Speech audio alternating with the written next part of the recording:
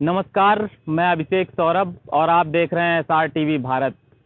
आप ये जो मेरे पीछे बिल्डिंग देख रहे होंगे, ये बिल्डिंग वैसे तो कन्नौज के 90% लोग जानते होंगे, लेकिन फिर भी आपकी जानकारी के लिए हम बता दें कि इस वक्त जागरण पब्लिक स्कूल के पीछे खड़े हैं और अभी अंदर जाएंगे और आपको बता दें कि इस स्कूल से जो कन्नौज के टॉपर बच्चे हैं वो निकलते हैं। अभी हम अंदर चलते हैं और मिलवाते हैं यहाँ की फैकल्टी से, यहाँ के प्रिंसिपल से और सबसे ज़रूरी जिनसे आप भी रूबरू होना चाहते हैं, यहाँ के टॉपर बच्चों से। आपको सीधे अंदर ले चलते हैं और मिलवाते हैं यहाँ के बच्चों से। इस वक्त हम जागरण पब्लिक स्कूल में हैं और जैसा कि आपको पता है कि यहाँ के बच्चों ने डिस्ट्रिक्ट टॉप किया है। अभी जो सीबीएसई बोर्ड 2022 का जो रिजल्ट निकला है उसमें से हमारे साथ 2 बच्चे हैं और भी बच्चे थे, वो किसी कारणवश आ नहीं पाए। अभी हम सर से बात करेंगे और आपको पूरी डिटेल बताएंगे कि कितने बच्चे जो डिस्ट्रिक्ट टॉप किया है और कितने बच्चे यहाँ के हैं जो 90 के अबव आए हैं। सबसे पहले हम आपसे बात करेंगे, क्या नाम है आपका? गरिमा कटियार। कितनी परसेंट है आपकी? 96.4। हमारे साथ गरिमा कटियार हैं, इनकी 96.4 है और इन्होंने ज़िले में सेकेंड स्थान प्राप्त किया है 12th में।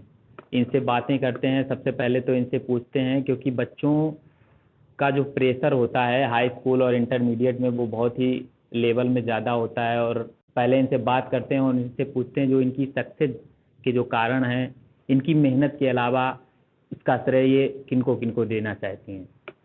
जी बताएं। हाँ, हम अपने मम्मी पापा को और जी। अपने टीचर्स को। अच्छा, तो मतलब किस तरीके से आप तैयारी करती थी? जो आपने 12th की तैयारी की उसमें जो टाइम निकाला आपने खेलने के लिए, दोस्तों के लिए, इसके बाद स्कूल जाना, इसके बाद आप कितने घंटे पढ़ती थी? मतलब घंटे तो नहीं, मतलब जब जितना मन करता था उतना ही पढ़ते थे। ऐसा आपको लगता था कि मतलब इतनी अच्छी परसेंटेज या आप डिस्ट्रिक्ट टॉप करेंगी? नहीं, इतना नहीं सोचा था, पर ऐसे 94% इतना सोचा था। 94 के अबव सोचा था। तो अच्छा ये बताइए कि जो इसके बाद आप घर में क्या मम्मी पापा के साथ या मम्मी के साथ कामों में हाथ बटाती थी? बिल्कुल नहीं, बढ़िया है। तो अच्छा इसके ये बताइए मैं कि कितना टाइम आप लगभग पढ़ाई में दे देती थी? जो प्रेशर था वो पढ़ाई के दौरान जो टीचरों ने बताया, पेरेंट्स बताया कि किस तरीके से आपने तैयारी की?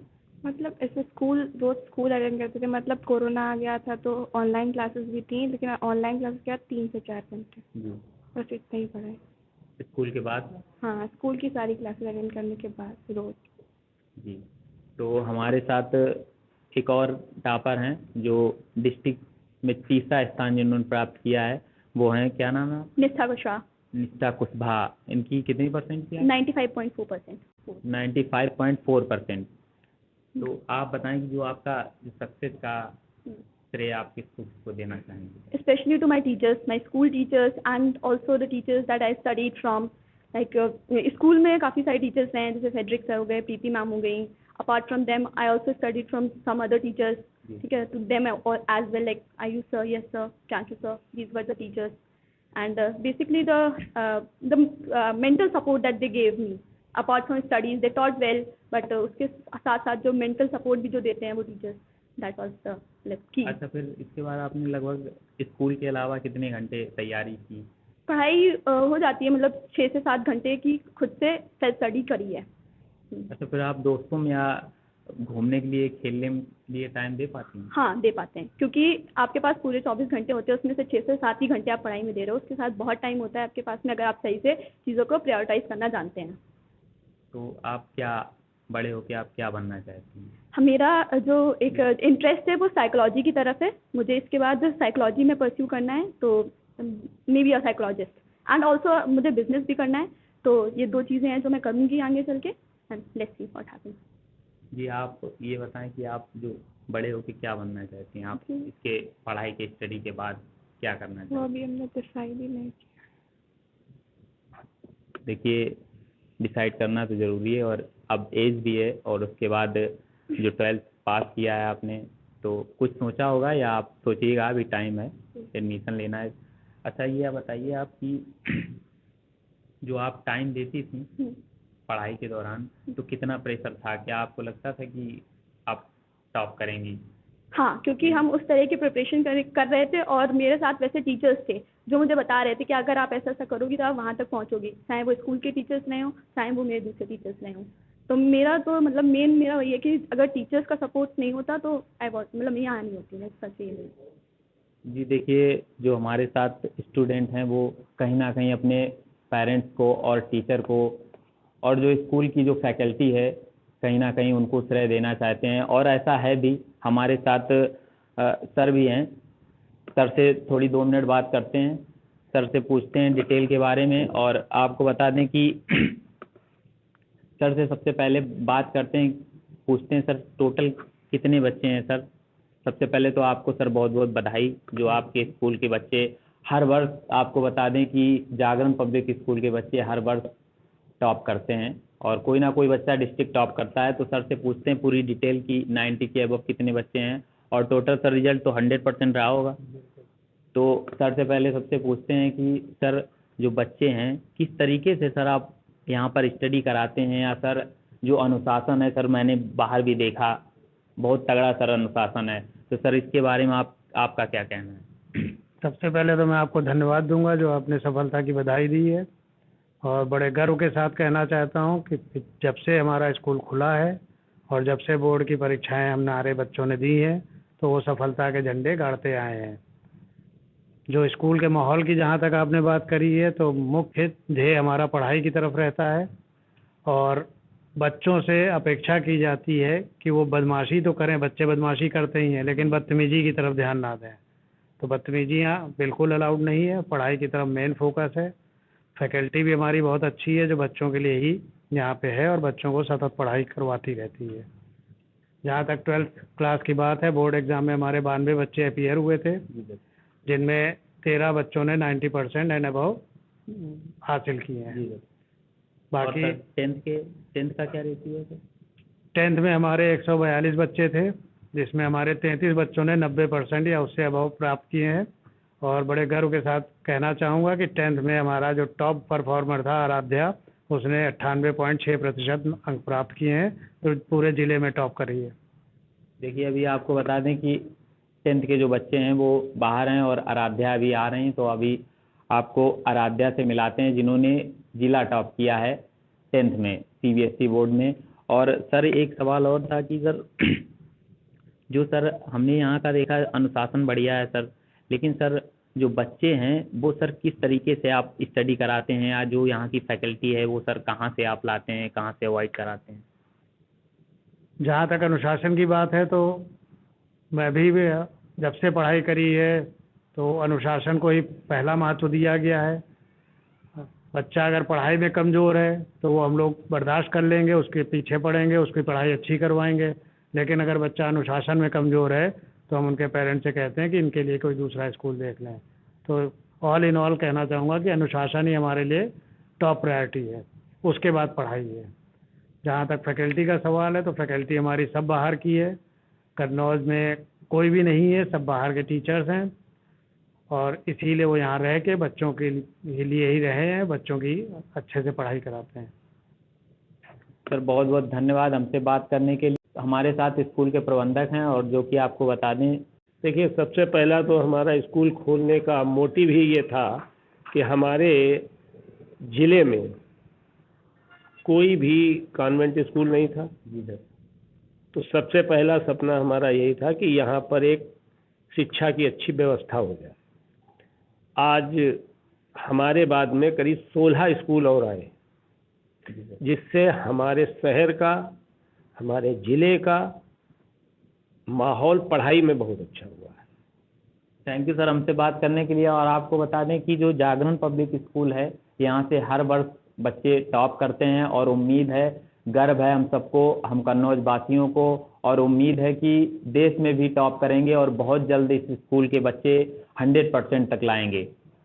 आपको बता दें कि हमारी टीम है, उसने एक सीरीज शुरू की है जिसका नाम है स्कूल तो जाना ही होगा। इसमें हम आपको देश के, ज़िले के सारे स्कूल दिखाएंगे, ज़्यादा से ज़्यादा स्कूल दिखाने की कोशिश करेंगे आपको। जैसा कि हमने आपको बताया कि इस वक्त हम जेपीएस जागरण पब्लिक स्कूल में हैं और हमारे साथ इस वक्त Aaradhya Yadav, district topper, 10th में जो रिजल्ट निकला है अभी सीबीएसई बोर्ड का, उसमें आराध्या यादव ने 10th में डिस्ट्रिक्ट टॉप किया है। उनसे बात करते हैं और उनसे पूछते हैं कि उनके सक्सेस का जो श्रेय है वो किसे देना चाहेंगी। बात करते हैं। आराध्या यादव जी, सबसे पहले तो आपको बहुत बहुत बधाई जिला टॉप करने के लिए। और सबसे पहले आप ये बताएं कि आपके पढ़ाई के अलावा आप किसको अपनी सक्सेस का श्रेय देना चाहेंगी? सबसे पहले तो पेरेंट्स ने बहुत हेल्प की है। उसके बाद स्कूल के सारे staff, principal sir, manager sir, teachers, सब बहुत ज़्यादा सपोर्टिव हैं। सब ने बहुत हेल्प की है, गाइड किया है प्रॉपर। एकेडमिक्स में नहीं, कभी किसी भी चीज़ से रिलेटेड कोई डाउट हुआ मैंने फ्रीली पूछा, उन्होंने हमेशा सही टाइम पे रिस्पॉन्स दिया है। तो टीचर्स का बहुत बड़ा रोल रहा है and I am thankful to all the teachers जिन्होंने 10th क्लास में पढ़ाया वो भी, और साथ साथ जिन्होंने मुझे 2nd क्लास से अभी तक गाइड किया है। तो इन सबको मेरा क्रेडिट जाता है। तो इसके बाद आराध्या क्या बनना चाहती हैं आप आगे? इसके बाद 10th में है, अभी 12th में जाएंगी, इसके बाद आप क्या बनना चाहेंगी? तो मैंने डिसाइड किया है कि मुझे नीट करना है, मुझे डॉक्टर बनना है। तो मैंने 11th से ही प्रिपरेशन शुरू कर दी है नीट की। जी। अच्छा आराध्या, ये बताएं कि आपको जो प्रेशर होता है, एक बहुत ही हाई लेवल पर प्रेशर होता है जब 10th होता है बच्चा का, क्योंकि वो सक्सेस की पहली सीढ़ी है, आप ये मान सकते हैं। तो इसके बाद किस तरीके से आपने उस प्रेशर को मैनेज किया, या जो टीचर्स हैं, जो पेरेंट्स हैं, किस तरीके से उन्होंने समझाया आपको? प्रेशर तो होता है, जैसे कि सब कहते हैं बोर्ड एग्ज़ाम्स होते हैं, लेकिन प्रिंसिपल सर ने सही टाइम पर गाइड किया कि बोर्ड एग्ज़ाम्स को ज़्यादा हाइप नहीं लेना है। उन्होंने मेथड्स बताया कि टर्म 1 में हमें कैसे परफॉर्म करना है, टर्म 2 में कैसे परफॉर्म करना है। टीचर्स ने भी बहुत हेल्प की और पेरेंट्स ने कभी भी प्रेशराइज़ नहीं किया कि हमें इतने मार्क्स चाहिए या इतना कुछ चाहिए। उन्होंने कहा है कि तुम अपना बेस्ट दो, जितना भी होगा हम उससे सैटिस्फाइड रहेंगे। तो सबने कभी भी प्रेशराइज़ नहीं किया, बस इतना कहा है कि अपना बेस्ट परफॉर्म करना और जो भी रिजल्ट आएगा उससे वो सब सैटिस्फाइड है। अच्छा आराध्या को पढ़ाई के अलावा और भी टाइम मिलता था कुछ करने के लिए? हाँ हाँ, बिल्कुल एक्टिविटी? मिलता था। जैसे कि स्कूल ने बहुत बार मौका दिया, मैंने काफ़ी एक्टिविटीज़ में परफॉर्म किया, जैसे एंकरिंग वगैरह की है। हाउस में बोर्ड डेकोरेशंस होते थे तो उसमें भी मैंने पार्टिसिपेट किया है। उसके बाद सिंगिंग वगैरह में भी पार्टिसिपेशन दिया है। और घर पे भी जैसे कुछ गेम्स वगैरह मैं खेली थी। स्कूल में भी काफ़ी सारे गेम्स खिलाए जाते हैं, जैसे टेबल टेनिस हुआ या बैडमिंटन, तो इन सब में भी काफ़ी इंटरेस्ट है मेरा। अच्छा आराध्या, दोस्तों में टाइम देती थी क्या? हाँ हाँ जी, बिल्कुल। दोस्तों ने भी काफ़ी हेल्प की है, मैं कहना चाहूँगी, क्योंकि वैसे तो दोस्त मतलब होना ज़रूरी है लाइफ में, क्योंकि थोड़ा सा आई थिंक फ़न बना रहता है। और साथ साथ जो भी डाउट्स होते थे मेरे, तो हम एक दूसरे से डिस्कस कर लेते थे, तो काफ़ी सारी चीज़ें एक दूसरे के साथ भी क्लियर हो जाती थी, तो उसमें भी काफ़ी हेल्प मिली है। तो दोस्त बहुत इम्पोर्टेंट है आई थिंक। अच्छा इसके बाद ये बताएं कि आप जब डॉक्टर बनेंगी तो डॉक्टर बन के जाहिर सी बात है कि देश के लिए कुछ करना चाहेंगी। इसके अलावा आपका और क्या सपना है? इसके अलावा मैंने सोचा है कि मैंने एक्चुअली देखा है कि कुछ लोग यूँ ही सड़कों पे घूमते रहते हैं, बीमार होते हैं, उनको कोई ट्रीटमेंट नहीं दे पाता है। तो सबसे बड़ी चीज़ मुझे यही देखकर लगती है कि जिन लोगों के पास पैसा नहीं है, उनको मैं फ्री में ट्रीटमेंट प्रोवाइड कर पाऊँ। तो यही मेरा मेन गोल है डॉक्टर बनने का। देखिए बहुत ही अच्छी सोच है आराध्या की कि डॉक्टर बनने के बाद कई तरह के डॉक्टर आज देश में आप देख रहे होंगे जो सिर्फ पैसे के लिए डॉक्टरी करते हैं, या आप कहीं भी अस्पतालों में चले जाएं, बड़े बड़े अस्पतालों में चले जाएं, लेकिन आराध्या की जो सोच है कि जो सड़कों पर जो बीमार बच्चे घूमते हैं, जो बीमार लोग घूमते हैं, उनका इलाज किया जाए और ऑफ कॉस्ट फ्री इलाज किया जाए। तो अच्छा आराध्या, रिजल्ट निकले काफ़ी टाइम हो गया, अभी 1-2 दिन हो गए, तो इसके बाद फिर मम्मी पापा ने कुछ आपको गिफ्ट किया? मम्मी पापा ने हाँ गिफ्ट दिया है। उन्होंने मुझसे बोला है कि वो मतलब देंगे गिफ्ट, लेकिन मैंने खुद ही मना कर दिया कि मुझे अभी तो कोई गिफ्ट नहीं चाहिए, क्योंकि आप लोगों ने जितना किया है वही बहुत है।